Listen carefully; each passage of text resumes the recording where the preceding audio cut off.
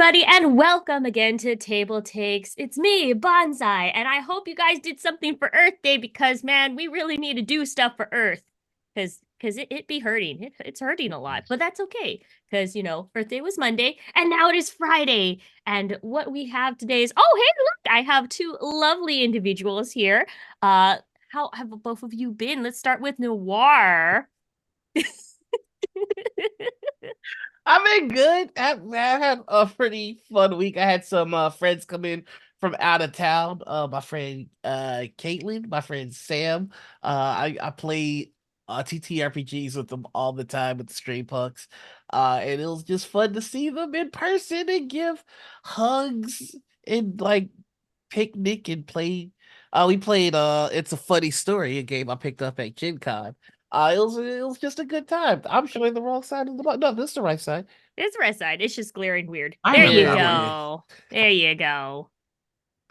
Oh, I'm glad you got outside and you went out at some picnic. So you touched some grass outside, had some good times with friends. We had the picnic on our patio, but Oh, yeah, it was okay. still a good time. I refuse to touch grass ever. What All about right. Well, LARPing? Don't you LARP? you don't have to. You don't I have to be in a I nice stay area. on I stay on the gravel in the Oh. gravel Rebel. area. You weren't participating in Earth Day on Monday. You're like, no, No, I take did that, Earth. participate in Earth Day. I just sat punching trees. Oh, gotcha. Oh, so you do play Minecraft. I thought you said you would never play that. Is that what you do in Minecraft? You Yeah, do punch a you'd lot of love it. trees in my yeah, Why do you punch trees? because you need That's how to you punch the get wood. trees. Got to punch everything. Gotta punch something, yeah. All right. Well, with Minecraft news and stuff, Javion, what have you been up to? Not Minecraft. I've been playing board games. I have two of them here, actually. I've been waiting for Noir to give me a review of The Last Gasp, but Oh, it's really good. I actually played that recently again. oh, you liked it? Well, that's good. I really like it. Yeah. So now we've got two different perspectives. Somebody who liked it and somebody who's Javion. Um, I thought it was interesting, and I can see how it works as like a thing you do when you're playing a role-playing game. Um, but I played this with somebody who is not good at role-playing games, or at least doesn't like pretend time. Yeah. So yeah, he was struggled to turn it into something other than a fight to the death. Which you'd think it's supposed to be because it's a game about dueling, but instead it's much more about the role playing and the narrative, which works really well for some groups and some things. But I thought this was going to be more of like a roll dice and see who gets hit most kind of thing. So don't buy it if you want a game about dealing damage and hit points and a real competition. It's much more of a narrative thing than that. Building a story. All right. What you said you had two games. What's the other game? Yes, sorry, but I just saw Noir about to say something. I Yeah. gotta. Oh, sorry. The best way to get into that game, and I know this is gonna sound silly, but you have to mimic the Obi-Wan Anakin fight. Oh I man, have the high okay. That ground. yeah, you're the Yeah, chosen one. Like true that though. gets people into it. But yeah, True though. Absolutely true though. Okay, well, I have to try that with somebody who's more of a role player. But then we played this, and it was much more the game we were looking for. It's called Beacon Patrol. We actually saw it get released at Gen Con last year, and it's so simple. It's so fun. You're basically just playing Carcassonne, placing these different tiles down, but it's cooperative. And the hard part is that you can only place tiles down next to your ship, and your ship moves every time you place a tile. So you have to like go wherever you place tiles down. But you're trying to build out a map and surround a bunch of other tiles. So you got to like find a way back around to the tiles that you're trying to score points for. And sometimes you don't have the tile you need and you get screwed. But it's really fun. And I really like it. And as a co-op game, excellent. Can't wait to play the expansions that come inside the game. So super, super like it. Definitely recommend. Ooh, fun, exciting gaming weekend for y'all. What I ended up doing was raiding my local library for they have an actual like pretty decent comic book collection. Ooh, And I got some stuff. I got like Critical Roles, what is it? Tales of Alexandria. And then I also got the Never Ending Party. That's a fun one. And I also got like for folks, my bear boyfriend is a bear. It's actually really, really cute. It was like something I picked out of curiosity. And then I was like, oh, this is super sweet. People For, should It's bears. so good. for everybody that romance house in Baldur's Gate 3. Yes. Oh yeah. But yeah, definitely appreciate my local library filling me with lots of books, not only for the wee one, but also for myself to, just have a collect. So I don't have to actually always have to buy a comic books because I do have a vast of both American and manhwa plus manga. There's a difference, okay? There's a difference between manhwa and manga. You guys just don't understand. But yeah, other than that, things have been settling pretty well on my end. I just need to slowly start filling up my back wall. That's hopefully what I'm going to be doing at Gen Con later on this year. But you know what is actually really, really cool that's been going on? That just got announced. Well, thank you to Scott Eldon at BGG for announcing the 18th annual Golden Geek Award nominees have been announced for 2023. So vote now, folks. Vote now. Vote well. Vote often. So the Golden Geek Awards they have a community voted set of awards determined by ranked choice votes. Voting's open on BGG until May 12th. So you guys got at least 3 weeks, if I'm counting correctly, to put in your votes if you are part of the Golden Geek Award community. There's a lot of nominees. I only chose a handful of ones to go ahead and present to you because they seem to have more than one category they've been nominated for. So I figured, hey, if you're nominated for at least 3, you should probably get mentioned. One of those, Earth, was nominated for artwork presentation, solo game, medium type of game, Earthborn Rangers, and Earthborn Rangers and Sky Team. Both of these are the heavy hitters this year, I see, because they have both 5 nominations across the board that people are like, yeah. And I think also personally, there's a couple folks here at Gen Con that agree with some of these standings. The other ones that I noted is Voidfall with another 5 nominations, but this one was a little bit different because they didn't, or I believe, no, sorry, correction. Earthborn Rangers was the only one that didn't get like the game of the year award or nomination, but Sky Team and Voidfall did. And then last but not least, Dune Imperium Uprising got 2 nominations for heavy and thematic game. What do y'all think of these choices that I presented? There's of course a lot. JV1. Go vote for Sky Team. Sky Team is one of the best games I've ever played. It's definitely my favorite co-op game, and it's a 2-player game, which I think I called it a couple of years ago, maybe 3, 4, 5 years ago. 2-player games were going to take off. They're more intimate, and there are so many times where I sit down with one other person, or when I was working at the board game cafe, and 2 people would come in looking for a game that's great for 2 players, and we always have to recommend the same 2 or 3 or 4 games. Sky Team is the one. It's so fun to just have this sort of back and forth between you and your teammate where you can't really say much when you're placing the dice, but then afterwards you can chastise each other or compliment each other or plan and strategize what you're going to say, but you can never talk about the dice. It's just a really fun design, and it's kind of a campaign game, meaning you can go through a whole story and ramp up the difficulty at your own pace. Really fun. I loved it. One last thing. There is the Expeditions, not really expansion, but sort of sequel to Scythe, which is a really fun game, but a lot of people complained about how some of the combat really didn't matter in that game. Well, they just took it out. And now it's just exploring textiles, and it's really fun. I definitely recommend that one as well for artwork and presentation, but only because Sky Team wasn't nominated. Thank you. What about you, Noir? Is there any that pop up on your radar that you see? Sky Team's the only one that I'm familiar with, and I kind of wanted to piggyback on JVion's point because you brought up something that I think is really kind of interesting to take a look at, which is the fruition of 2-player games. during the pandemic, a lot of us were stuck in places where there was only one other person. And I think what we're seeing now are the development of games that we wish that we had during that period. And I just think like that's a keen eye on you, Jamie, for kind of scoping that. Yeah. And yeah, I think you're right. I think we're gonna see more of this kind of stuff. And I like that. I like accessible games that you don't need a group of Right. friends for. All right. Yeah, no, that Another is funny awesome. thing I wanted to Oh, mention real fast.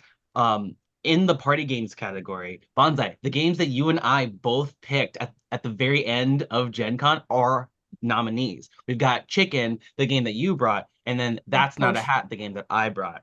That's Yeah, Not a yeah, Hat was much more of like the memory game, and then Chicken is just rolling a bunch of dice and calling each other chicken and clucking at each other, which man, it's hard. It's hard for me to not pick the game that I love so much when Chicken is just so much fun. But I gotta say, people are sleeping on memory games. I like memory games. I know a lot of people don't. I get it.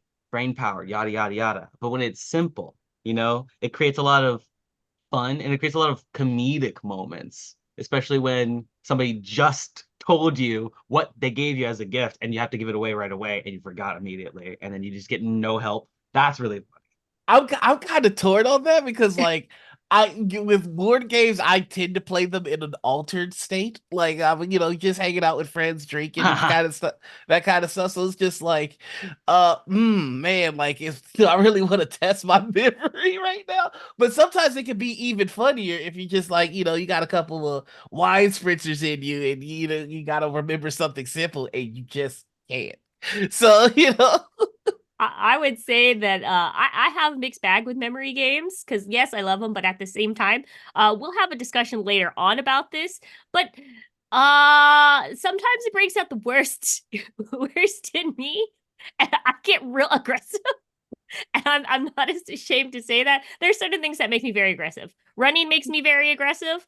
Also, like trying to recall and remember stuff also makes me very aggressive. But that's neither here nor there. You know what? I feel like we gotta go dinner dinner dinner dinner dinner dinner dinner noir. What do you got? That was a heck of an intro. I'm sorry. But yeah, let's get into the smooth jazz section. Um, Cowboy Bebop, Magic the Gathering. It's happening. That's right. Wizards of the Coast has announced that it will produce Magic the Gathering promo cards based on the venerable Cowboy Bebop anime beginning in August. The cards will be traditional foil cards that can be used for winners of weekly standard showdown events at WPN stores, or if the store receives extra promos. At the retailer's discretion, of course, at standard showdown events throughout the corresponding set season, like the Omen Path and Basic Lands. Now, my only concern with this is that I hope that they make sure that everybody at some point is able to get their hands on these cards. Like if they're just talking about the special foil ones as the limited edition, that's one thing. But I really do hope that they have non-foil versions that people can buy and pick up. But these cards are absolutely gorgeous. They're so cool and I want them. Uh I mean also shout out to Milton Grip for this story at ICV2. Yeah, these cards are just so beautiful. What about the rest of you two? What do you think about these? Have you had a chance to take a look at these cards and what are your thoughts? It was hard to avoid the news to looking at these cards because everyone's like, "Oh my god, the artwork!" And also I'm a big fan of Cowboy Bebop. There's nothing wrong with that, and also it just like it really feels thematic to everything. It's a great crossover. Yeah. But I do agree there is some hangups that I have about this, just because it's kind of something that was in the cards already, that they're only going to be releasing this as limited time kind of thing, and only so many people can get their hands on it. And it's kind of like, ooh, it makes it so like even if you were a fan and you like Magic cards, and it's not necessarily these are going to be, I don't think these are going to be legal because they're what is it called? They're just like one-offs, right? Mm. So they are going to be legal because they're just recreation of cards that already exist, but with a Ah, Cowboy Bebop theme. So like things like Lightning Strike. Lightning Strike is an old school card. But this is just that same card, same rules, but themed for Cowboy Bebop. okay. All right. All right. All right. So yeah, I mean, like with that, I want to get my hands on it, but I understand that yeah, they're only gonna maybe they have like a limited amount of things they can print with trademark. I'm trying to put on both sides of the story, but yes, the limited quantity does make it sad, especially for people who really want it. And then it makes it if you don't get it firsthand, you're gonna have to pay out of the buckets of stuff with Yeah. eBay and stuff. Jivan, sorry, you had something to say about this? Seeing Cowboy Bebop and a bunch of these other crossovers with Magic the Gathering had me wondering if anybody else out there was trying to use these IPs in the same way. Have y'all, just a quick poll of the group, has anybody heard of Universus? Okay, so No. Universus is an existing card game. It's going to be going on for a long time. It's a collectible card game. And it's already got Cowboy Bebop, My Hero Academia, and even Dragon Ball characters already Huh. in its existing format. So a lot of people have been like collecting all these different mashups and stuff like that happening in Universus. It's sort of a format or a foundation for people to create their own mashups and things like that, mostly through a lot of anime and manga, but I think I'm seeing a couple of other things as well. I think it's really interesting to see there is a lot of desire for crossovers and stuff out there. I can already tell a lot of people jumping on board for, didn't we already talk about like the Lord of the Rings crossover and how wildly successful that one was just because of the One Ring and stuff like that. So Yeah. on the one hand, I can Yeah. see the forced scarcity stuff being talked about with a lot of things like Disney Lorcana coming out, or even Magic the Gathering getting in on it themselves with Lord of the Rings, or even Cowboy Bebop doing it now. But I think that's part of the formula. And I think that's something, maybe it's not exactly for everybody, but it does help keep the genre chugging along. So if it's a necessary evil, then maybe we should start thinking of it as something we should expect more in the future. Mm. Hmm. It's all come down to the consumerism. We'll have to Mhm. see how things roll. I like to just keep an open mind about things, like, open our world to other things, right, Javion? Yeah, let's open our horizons. Maybe a new perspective, perhaps a new vantage point, even. Ah, So we got a new board game announcement from Stonemeyer Games, but don't get too excited because the announcement is more of a teaser. It's a game called Vantage. It's a new board game that appears to be releasing sometime mid next year, 2025. It's a game designed by Jamie Stegmaier, who says that he's been working on this thing, this beast, for about 7 years now. So it's been in development for a long time and hasn't even started production yet. Probably slated to do that sometime later this year. What's it about? So, similar to other exploration games, it's going to be open world. It's also going to be cooperative. And it's going to have roguelike elements, meaning you'll move on and then maybe you'll lose your progress or start over from the beginning. I'm not really sure, but then you'll get to continue on over and over again. Speaking to the replayability of the game, it looks like there's over 800 location cards to discover and over 900 more cards after that. That's almost 2,000 different cards, and that's not even talking about what the board's going to look like or what the mechanics are really going to be like. But we know that it's going to have something to do with this idea of vantage, perspective, and having that be limited depending on where you go. Because the players will be moving in very different ways in very different locations, only being able to see your own location and not really being able to see anybody else's, but you can still communicate with your teammates in some fashion, which is supposed to be helping towards whatever the goal of the game might be. Exploring an uncharted planet after an intergalactic vessel has crashed far, far from any of your companions. Perhaps you're trying to actually find one another again. It has a lot of things I recognize from other games like Mental Blocks or Far Away, these games about having limited communication ability, but also knowing what your objective is, a shared goal. Or maybe you guys remember that time we played Keep Talking and Nobody Explodes, where one person can see the bomb and everybody else has the manual, trying to help each other figure out how to not blow up. I'm excited. I'm very curious.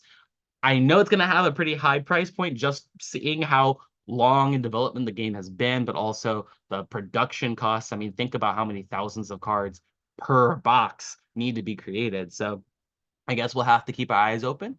Oh, and then one last thing. I just think it is very poetic that the game is being made by Stonemaier and designed by a guy named Jamie Stegmaier. I think it's just a match made in heaven.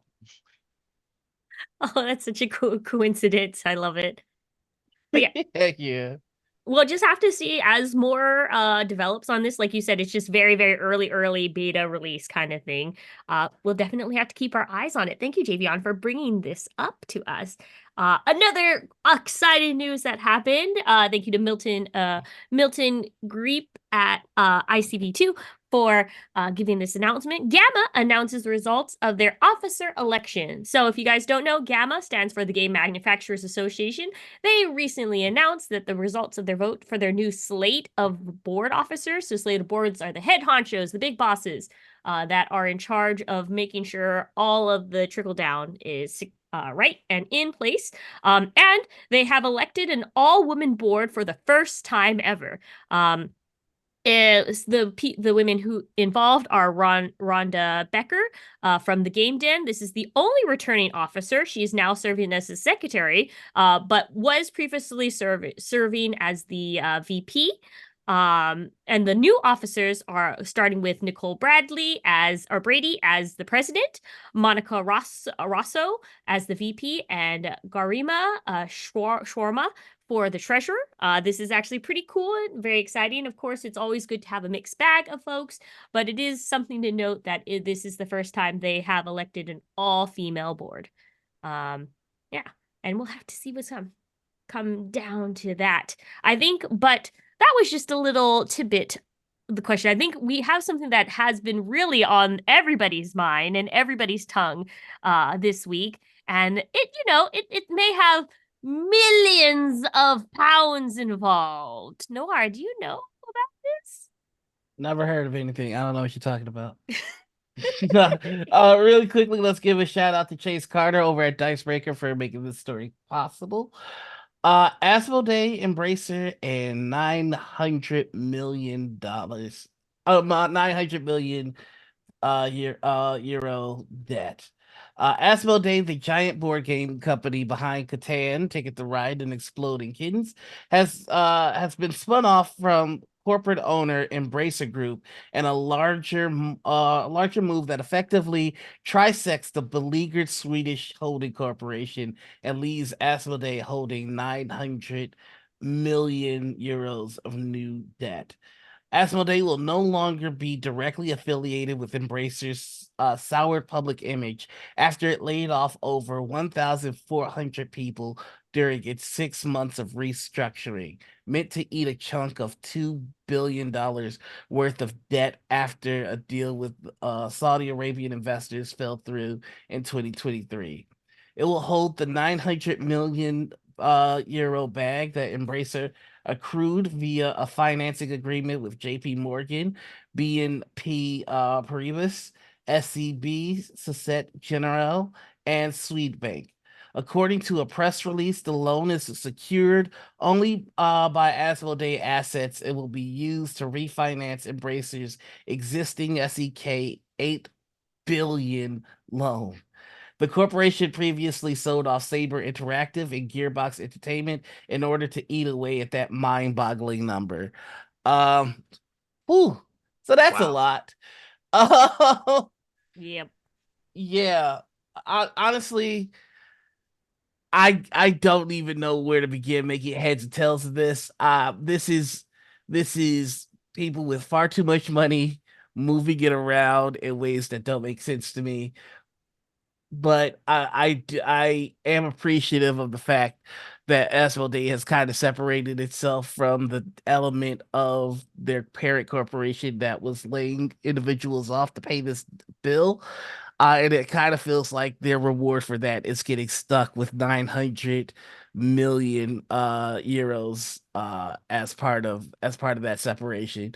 Now with the board games that Asmodee has, I've no doubt that they'll be able to eat away at this, but this is still absolutely wild to consider. But it doesn't appear that Asmodee is liquidating or removing anybody just yet. We'll keep our eye on this situation, but I want to know what the both of you think about this, because this is, I can't even imagine that much money. Yeah, well, the more hideous thing is if you translate that into US currency, that's $9.6 million. That's even so the lower number is the 9 million euro. It's actually 9.6 if you Oh my transfer that God. into US currency. Sorry, not to put that downer on there, but it does in terms of stuff, it does make I don't know why that dot six makes a bigger impression to me. But I will say for this, at least they are not liquidating Asmodee, because a lot of times when people make this kind of move and juncture with having to like somebody incurring a lot of debt, a lot of times they just, they're like, okay, we can't recuperate those funds. We're going to liquidate everything and sell it off. This one, at least potentially everyone becomes their own entity again, and all of those, like basically all the video, all the not the video games, all the trademark names and stuff, they still kind of are retained, and people can start buying and reacquiring it, and maybe somebody who would be able to have it a little bit, handle it a little bit better, bring back love to the game that is in question or the IP in question. So there is that falling point, that at least it's not going into the void and breaking down. They're still kind of like held in their little modular bits, at least. Yeah, when you hear 900 million euros or 8 billion euro loans and stuff like that, you would think of the big companies like Asmodee, like WotC or something like that. I really don't think Embracer is a household name. So I was just as shocked to hear that this had been going on, or this had even happened. I mean, they laid off a lot of people, and I'm not one of them, and I'm not sure I know anybody who was one of them, but I can see how they would want to distance themselves from something like that, especially considering Asmodee's taking on more and more and more companies and more opportunities every single week. I mean, it feels like every week we are reporting on something else that Asmodee has acquired, or something else that Asmodee is like ambitiously trying to do for like board game communities and stuff like that. Yeah. I don't know why that just come to my face. Asmodee, I used to imagine them as the Pac-Man, and then suddenly like there's a piece of cake Yeah. that Pac-Man tried to eat, and you go wah, wah, wah, wah, wah. Like that's the result. So we'll just have to see what the company has in store for that. As of course the game, we want the hobby to be successful, and companies like this, especially ones that buy up a lot of little tinier ones, kind of make this, like, at least for me, in my opinion, make me a little bit worried about like, hey, what's this going to mean by the health of the gaming community? Yeah.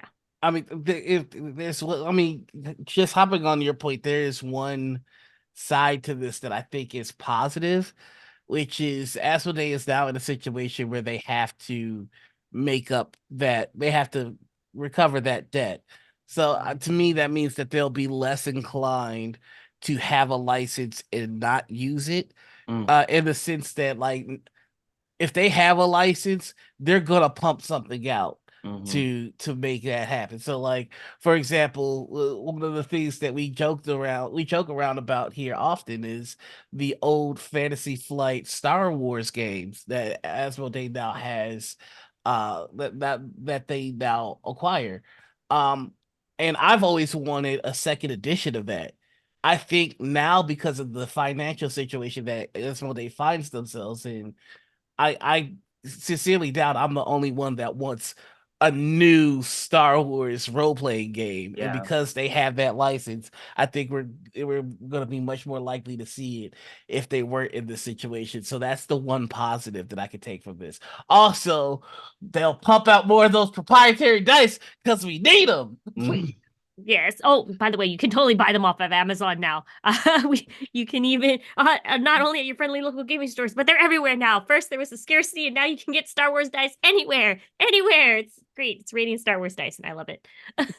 That brings us to this point where, as we go ahead and talk about all of these things leading up and in the gaming industry, we don't really get to see more of our personal point of view for a lot of these things. We are in this hobby, we are active gaming nerds, and I kind of wanted your opinion. That's why I've proposed we do discussions where we get to know you all as humans and individuals. Ooh, ah. So this week I have a very maybe controversial topic, maybe not, something to be very passionate about, is games that ruin friendships and relationships. Diplomacy. Hold on, I'm going to the thing. So, what games, as opposed to everyone, what games are you afraid to play because if you were to play them with somebody, that's just gonna, fist are flying, words are being said, things that can't be taken back. And one of the go-to examples, as Noir was stating, diplomacy. Tell us more, Noir. Have you ever found yourself in a relationship that's just kind of lingering, and you know that it's dead, but you don't have the will to end it, and and so you're just in this limbo of just kind of being around someone that you'd rather have your space from. Play a game of diplomacy with them, and then the relationship will die by the second turn. First off, diplomacy is a game that takes forever. Like one round is like 45 minutes. I'm not kidding. And also, no relationship, no friendship, no bond of brotherhood can survive this game. It it's it's not an opinion. This game is cited for having caused more than 20 divorces. That is a fact. This game is a love killer, but it's fun. You should play it. It's fun. You should play it, but also be careful. And then, of course, people in chat and you all is some Marcus, some behind the scene folks were saying Monopoly. Monopoly, with that's like one that you get introduced early as a kid, where that you're just like, who's the banker? The banker you gotta be careful about, and depending on whose house rules rule. Uh, Yeah, do you the have, do you meme have of Monopoly is that it ruins people's friendships and relationships. It's like synonymous with that. Like I see people on YouTube playing it as like a joke just to like see if they could like test their relationships. It's like going to IKEA. I feel like, well, in my personal experience, I guess there are only a couple of games that I truly, truly will not play anymore, specifically because of how it makes people interact with each other. Munchkin definitely being one of them. It's a game for garbage people. It's an evil game. You're It's right. it's not a bad game. It just allows bad behavior. Um, and oh. then there's Mao, which is a game you might not have heard of before. It's a game where only one person typically knows the rules and will not tell them to you because the game is learning the rules. Yeah, I got in a lot of trouble for that once. It's the only time in real life that a game has caused, for me, an actual table flip. Like literally the whole table went up. So there's that.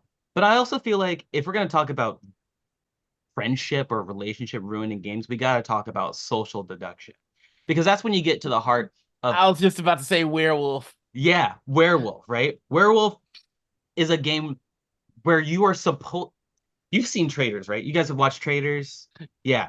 It's a game where you have literally zero information. You're not given any reason to accuse anyone other than that guy's dead. That guy got taken out, eliminated from the game. Now go ahead and scurry around and see if you can figure out who, based off what? Vibes. I'm sorry. Based off of people's body language based off tone. You know how bad people are at reading other people's emotions and then coming to conclude. Nobody's a lie detector. That's movie stuff. That's television show fantasy. And my neurospicy self always gets like pointed out. Like, but you're absolutely right on that. The one that I'm calling out, it's like the 5 finger death punch, in which it doesn't make you hate the person at the table, but like maybe a year or two after you play and you look back on that game, you're like, oh, I hate you. Oh, which is the game Coup. Uh, Oh yeah.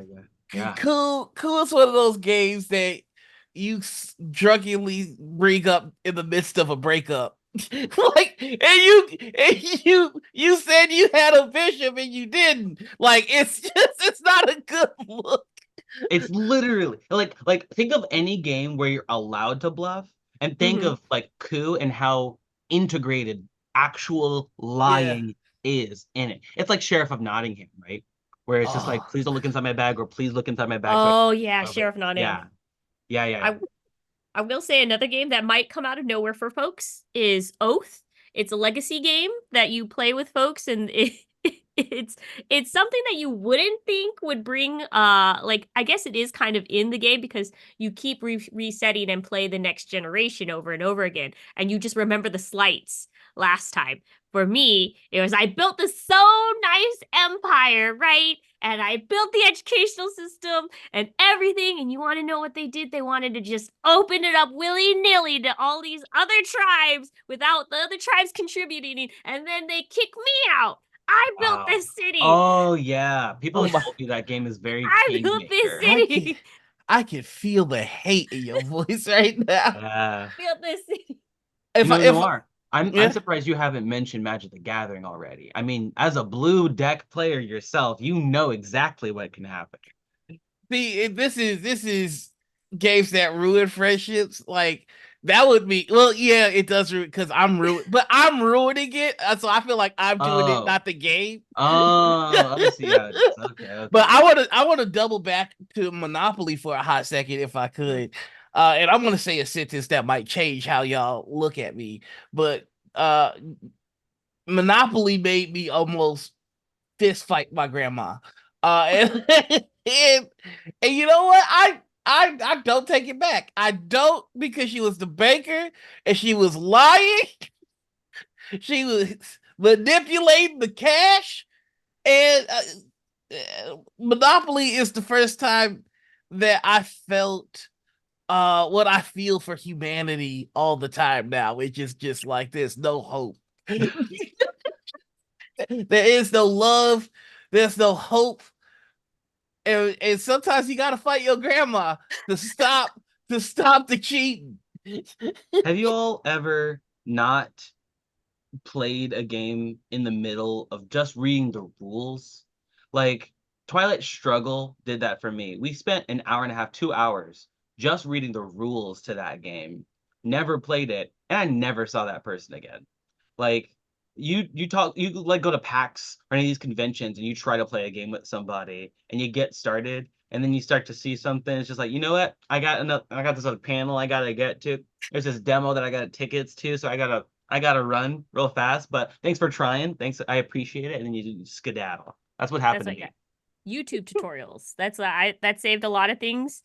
Also I have a lot of like I have a big mixed bag of friends that are like some really are rules lawyers and will go through each and every page before playing the game and others that are just like we'll learn as we play. So when they get together, Yeah. that's a whole mess of people. And I think Mm. also the bigger thing we mentioned kind of behind the scenes but people don't really like say what about role-playing games because you learn some Mm. truths about people. Me for myself, I learned via role-playing games that apparently I play conspiracy theorists really really well. Yeah. And I just go off. So my inner person, even though I try to be like, oh, I'm cool, I'm smart, I go, no, conspiracies, all right? There's something in the water you guys don't understand. And paranoia sits in. Getting But yeah, there are flashbacks to some that people Monster that of the you're Week like, game I we would played. But yeah, there are some people that you're like, if you have power. I have to double back again because JVI, you got me thinking, and white and black players of Magic the Gathering, Oh. and white and blue players. Mhm. Yeah, no, Uh-huh. that does bring out something in me that I play a mill deck, which is basically, hey, you know Okay, how we gotta you move on. We gotta move on. Okay. We gotta go. mill players will be respected. One day you'll see. Oh no, no. No. I think with this, there's a lot of energy buildup and it's a mixed bag of energy. So I feel like we need to go ahead and take a breath, in, out, and then do some bundles that do some good. Javion, what do you got for us? Do we have a bundle boss intro anymore, or is it just we're just going Oh, straight in? no. Oh, Okay, actually, let's hold just on. go Let me do a straight in. break because we got bundles with Javion, the bundle boss.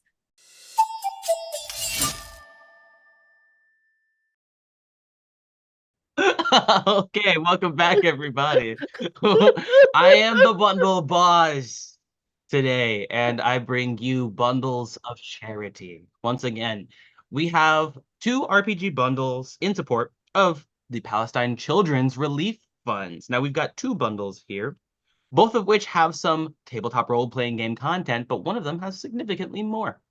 There's the itch.io bundle, which comes with 373 video games and tabletop role-playing games, all digital, which you can get for the low price of $8, but is valued at much, much, much more.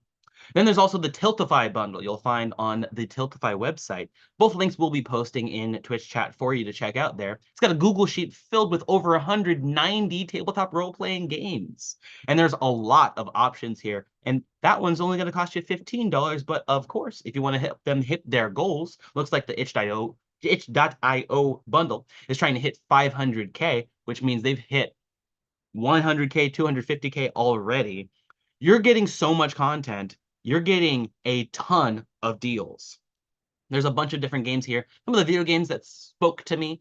A Short Hike, a game about a little bird flying around, delivering packages. And then there's also Coffee Talk, a game set in the best city in America, Seattle, where you get to play as a bunch of different mythical creatures, or at least the bartender serving them. Barista? Yes, a barista, because it's called Coffee Talk. I There's also, disagree. I wonder why. There's also a RPG called Definitely Wizards, which we are actually semi-familiar with here. I know Bonsai is. It's a game about kind of being a wizard, or at least trying to make sure everybody thinks that you are. And then there's also a game I found through this bundle called Gun and Slinger, where one person plays a gunslinger, a cowboy, a rootin' tootin' shootin' western boy, but also the other player plays a sentient gun.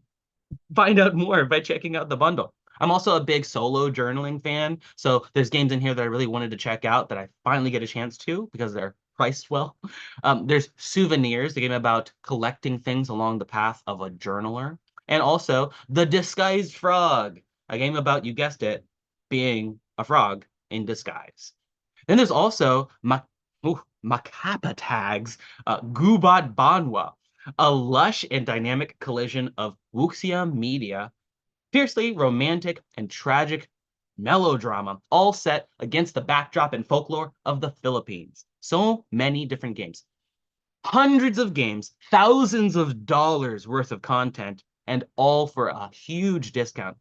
About $23 altogether if you want to get both bundles. So definitely check it out if you want to help out with a very worthy cause, Palestinian relief.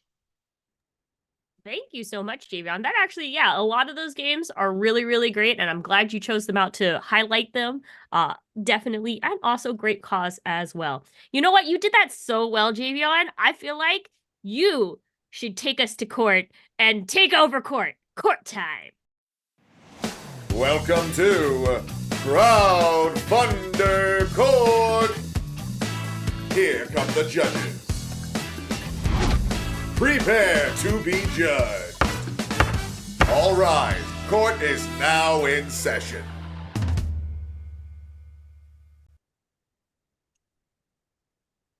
But yes, like Welcome back, everybody. Court is now in session. You're all overruled. I'm throwing you all in contempt, and I am just going to bring up my briefcase and click. Oh, what do I got? Oh my gosh, it's so bright. It's Castles of Burgundy, the special edition reprint. Shiny. So with this special edition, you may have heard of Castles of Burgundy. It's a great board game all about creating a kingdom. It's something we've all been very familiar with, but did you know it was a game created long over 10 years ago? It's a game that has found its way into the hearts of most collectors when it comes to board gamers, and for good reason. I love it. I play it every day on Board Game Arena, and I also happen to have the 10th anniversary edition, which comes with all the expansions, well, at least all the ones that were created up to that point.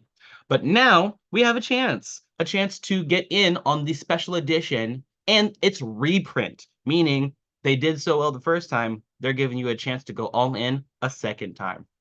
Not only are you getting all the stuff that comes with Castles of Burgundy, an excellent game, and all of the expansions to date, you're also getting, that's right, hex tiles. They're bigger. Player boards, they're thicker, and the coins are harder because they're made of metal.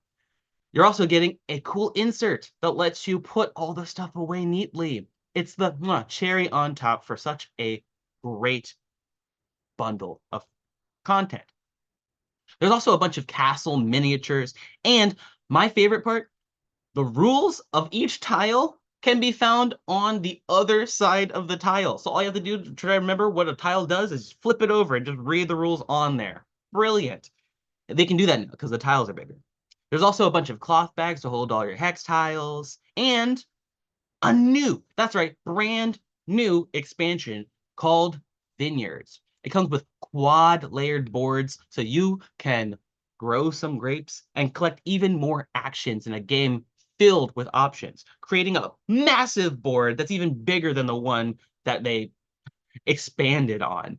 So definitely check this out on GameFound using the link in Twitch chat if you want to get in on these deals. There's a bunch of different levels, and if you want to be absolutely insane like I am, you can go in for $255 to get everything, and even then you won't have everything because you'll still have to decide whether or not you want alternative skins for some of the different art on the boards. That's how much content is in this. Something I found out just by backing this crowdfunder is that you can actually, this is really dangerous. I'm not sure I should be telling you guys this. This is probably really bad. You can do payment plans and installments for your crowdfunders. I'm only paying $50 this month for the Kickstarter that I'll be getting, and I'll be paying $50 for quite some time afterwards as well. So definitely check it out. You've got some time left on the crowdfunder to jump on. Speaking of which, our second crowdfunder comes to us from, I believe, is this also GameFound? No, this is Kickstarter. That's right. It's Kickstarter. It's Project L Square 1. So Project L Square 1 is actually sort of a sequel and expansion. No, just a sequel to Project L, a game that was really, really well done, created by Board Cubator. It's all about those tetromino pieces and selecting different puzzles to fit them in. So if you're a puzzle creator, or if you just like jigsaw puzzles, if you like Tetris, or if you just like engine building games, this is an easy to learn, smaller version of a hit game. The rules, easy to learn, hard to master. You're engine building by placing different tiles on the board, but no longer do they have all the tetromino piece styles of fitting them in on the board wherever you can find them. Don't worry about that. Now all you have to worry about is timing, trying to get as many tiles or puzzles completed all at once with a master action as you can, because you'll get bonuses. So it adds a little bit of a zhuzh to the original formula of a really awesome puzzle game. It's got the engine building feel of the original, and it comes with an expansion, a new expansion called the Joker. Joker pieces can be used as substitutes for any pieces you want. Plus, it comes with enough extra pieces for you to play up to 5 or even 6 other players.